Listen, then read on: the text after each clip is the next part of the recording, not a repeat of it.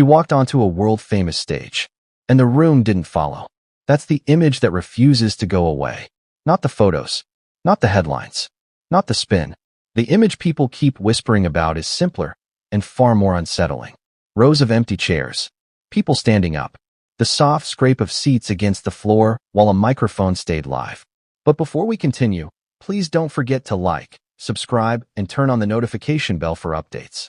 How does that happen at Sundance? How does someone with global name recognition, media gravity, and years of carefully managed visibility lose a room at the very moment they're meant to command it? And why are so many insiders saying the story everyone saw is only the surface? This is not a story about one speech. It's not even really about one person. It's about attention. It's about audience fatigue. And it's about what happens when presence no longer equals power. Because at the 2026 Sundance Film Festival, something quietly broke. And the sound it made wasn't loud at all. It was absence. Before we get to what happened on stage, we have to talk about the expectation, the mythology, the idea of Sundance itself. This isn't a red carpet screaming fans kind of festival. Sundance is supposed to be different. Smaller rooms, serious conversations, earnest applause. People lean forward here. They take notes. They listen.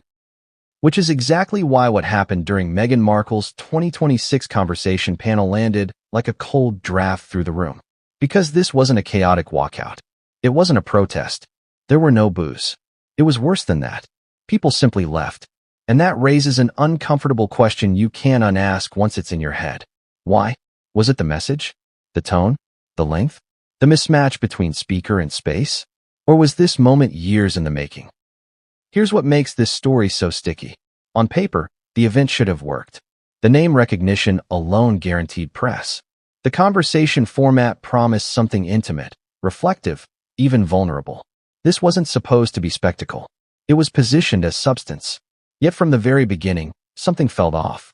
Attendees who were in the room describe a strange energy even before the first word was spoken. Not hostile, not excited either. Flat, distracted, people checking schedules, whispering about overlapping panels, a few empty seats in a festival where empty seats are noticed. And that's the first thing most coverage skipped right past. Because empty seats at Sundance aren't neutral. They're a signal. Sundance audiences are ruthless in a quiet way. They don't heckle. They don't grandstand. They vote with their feet. If something isn't working, they don't argue. They simply find something else that is. So when people began to leave during the speech, not all at once, not dramatically, but steadily, it sent a message louder than any interruption ever could. And here's where the story splits in two. There's the public version, carefully worded, vague, focused on scheduling conflicts and crowd flow. And then there's the version being passed around in hushed tones by people who were actually there. That version is about discomfort, about a speech that felt rehearsed in a room that values spontaneity, about themes that didn't land with an audience that came for something else, about a speaker talking while the room slowly stopped listening. Let me ask you something. Have you ever been in a room where you could feel attention slipping away in real time? It's subtle at first.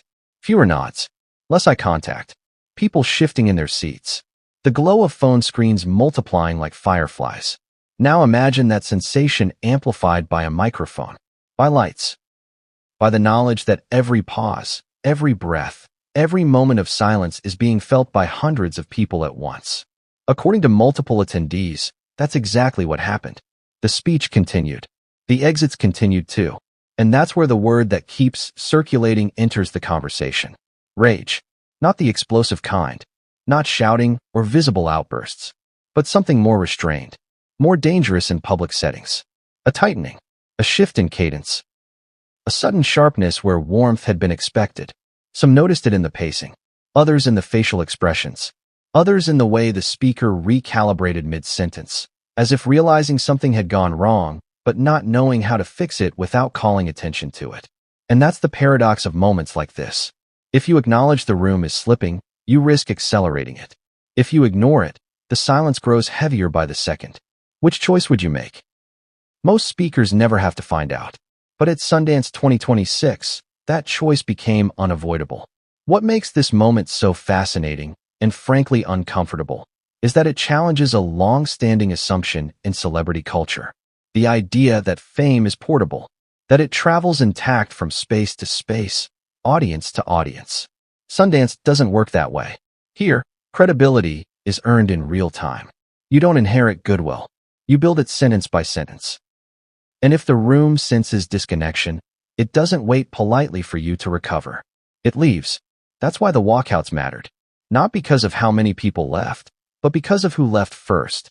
This is something very few articles mentioned, and almost no headlines explored. According to insiders, the earliest departures weren't random festival tourists. They were industry people, programmers, creatives, individuals whose presence signals legitimacy within Sundance's ecosystem. When they stood up, others followed. And once that momentum starts, it's nearly impossible to stop.